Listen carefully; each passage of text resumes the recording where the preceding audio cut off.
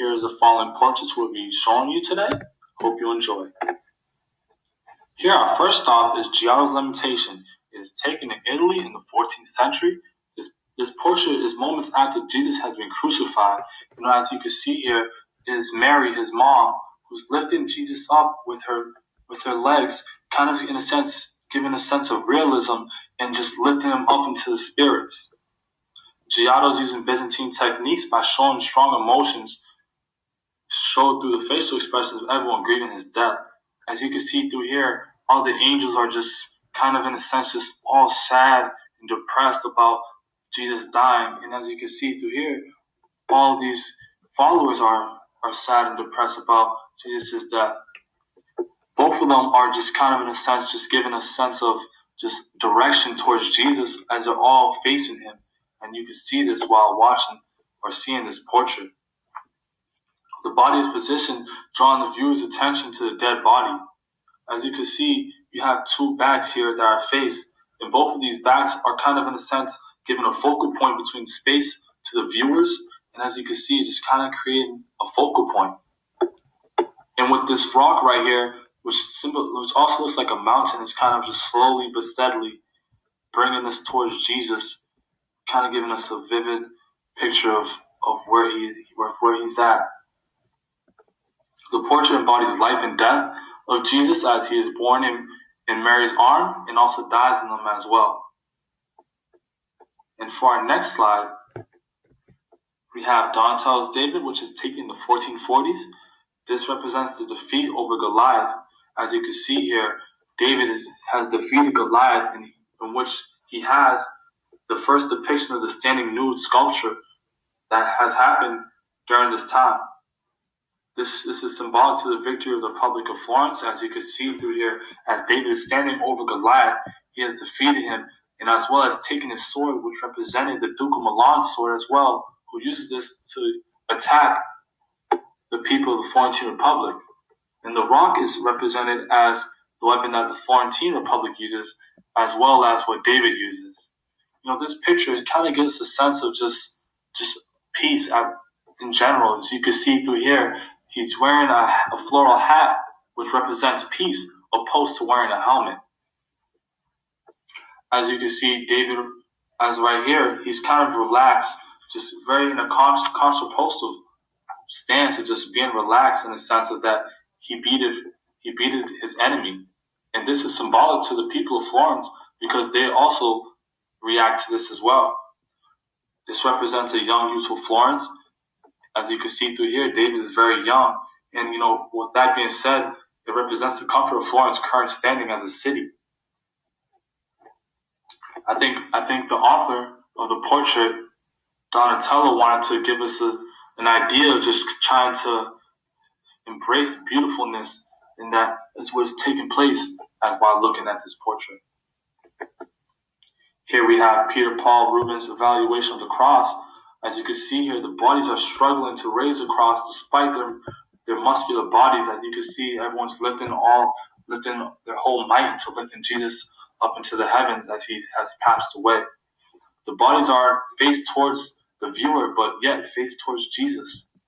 So you don't really see their faces, creating a better vision of what Jesus is at. And as you can see here, his pale skin is very bright, and with the background being dark, it kind of just blends in and creating like a sense of hope. As you can see here, the light shines on Jesus, and it kind of creates a sense of hope and sanctuarity. As you can see, the bodies are pushing Jesus upwards, creating a central focal point. As you can see, they're just lifting him up in a sense, just kind of giving that the spirit, kind of bringing him up to the heavens. Here in our next slide is Rembert van Ringen's anatomy lesson of Dr. Tulip. This is a group of students eager to learn about the anatomy taught by the doctor. As you can see, these students are very engaged.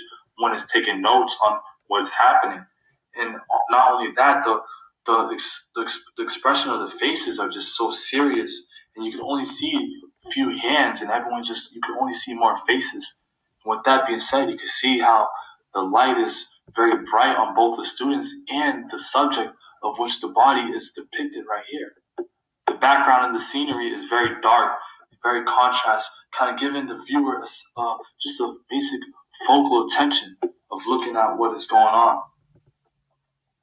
Not only that, but the science and education is very important in the expansion of the revolutionary and during the Renaissance. As you can see that, it's just very just showing how much importance of just science and education is during this time. And then here, as we have for our next slide, is Edward Manet's Olympia. This painting is depicted of the Titans of Venus of Rubino. The French prostitute is laying in bed after doing her job and receiving a gift from what we might assume her customer, and her maid is bringing it to her, as you can see with the blended in the dark of this background, as you can see with the cat, they're all blended in, kind of giving a sense of just only Manet. As you can see, you can see Olympia is not perfect, showing that she's not beautiful by showing showing details and focusing on both her hands and feet by showing that it is dirty. As you can see through here, her hands are very dirty and they're very stubbed, as in a sense of just being short. You don't see nothing really detailed, and you can see her legs is very disproportionate. So just kind of in a sense, not giving that feminine side to her, and more likely like a manly side. As you can see, her body is kind of stiff, not really in a sense of relaxed as you're supposed to be while laying on a bed. Her face is very kind of in a sense just looking at the viewer, as in the sense that she doesn't care about other people's opinions on her, of not being perfect, and she's just trying to embrace her body in the sense of just being beautiful, as what people might not think of. The author, in my opinion, was probably trying to just kind of envision us to really be in a sense of just being allowed to embrace our bodies and taking it and not allowing what people think of us. Edward's embracing imperfection and allowing the viewers to be aware of the conventions of the modern art. And this is expressed through her facial expression as well, like I said earlier. And for our next slide, we have Pablo Picasso, Les Demisons de Vegan. As you can see here, there's 5 prostitutes nude in a brothel in Spain. This painting represents the birth of modern art and lacks stylistic utility. It takes on sensuality from condensing and making it beautiful. As you can see here, you can see the vibrant colors and just the exoticness of what's going on in this portrait. This painting remodels the structure of art, rooting in the development of both African and Liberian practices, which is shown in this picture. As you can see here, is what you might think is an African mask, and right here, a Liberian mask. In this portrait, you can also see the sharp angles of which they're all kind of in a center, just kind of attached to each other, creating a claustrophobic atmosphere. You don't really have too much room to move around. So you're kind of in a sense just laying around. And this response is a joy to the life from Matet's painting. He wanted to create a vivid picture of what contrasted but yet custom during that time. Picasso also wanted to create an appreciation of ancient African and Liberian cultures by displaying the originality, in which is, like I said earlier, just you can see, just what you can see right here is just like a sense of just what African or Liberian people must have used, as well as the mask. The painting draws the viewer's attention in the sense in which it invites a warm welcome into coming into the brothel. As you can see, it kind of really gives the viewer a sense of just kind of entering the space of which they are. As you can see, she is very relaxed, and as if she was laying on a pillow. As you can see, this might be a blanket, just kind of just giving us a warm welcome of just being in their presence. And right here, I will be comparing Donatello and David. Donatello Donati di Betty Berardi was born in Florence, Italy in the 1430s. He worked with Lorenzo Ghiberti, who was a well-known artist in the Florence of Italy. Donatello was also educated at Marcelli's home, who was tied to the Medici family. Donatello started developing his very own styles with figures more dramatic in emotion between the 1411s and 1413. He became the biggest Florentine sculptor in Italy during the 15th century. As as you can see, Donatello was very determined to become an artist.